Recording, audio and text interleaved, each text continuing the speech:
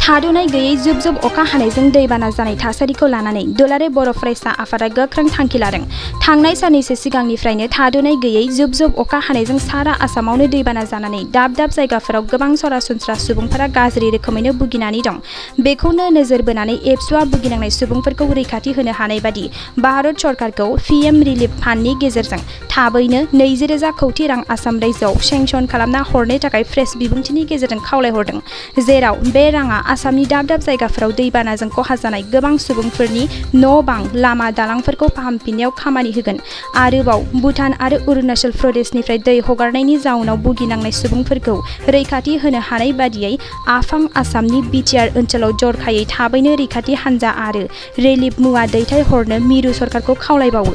लोगोसेनो आसामनि गिबि मन्थ्रि आरो बिटिआरनि गाहाय मावफुं सोद्रोमाखौ साफ्रोमबो भुगिनांनाय सुबुंफोरनो नांगौ बादियै थाबैनो मदद होनायजों लोगोसे आसामनि केबिनेट मिनिस्टार एमएलए आरो बिटिआरनि इएम एमसिएलएफोरखौ दैबानाजों खहा जानांनायफोरखौ नायदिंनायनि बिबान होनो थाखाय एबसुनिफ्राय खावलायनाय जादों।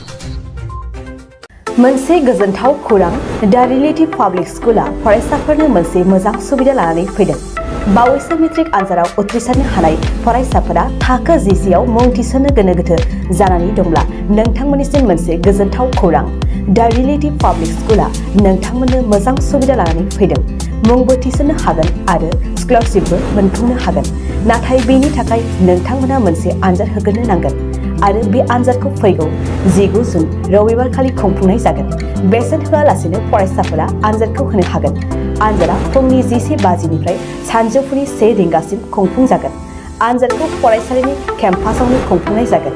दा रिलेटिभ पाब्लिक स्कुला फरायसालिया क'क्राझार सहरनि सोनाब फारसे थानाय सान्दामारियाव दं।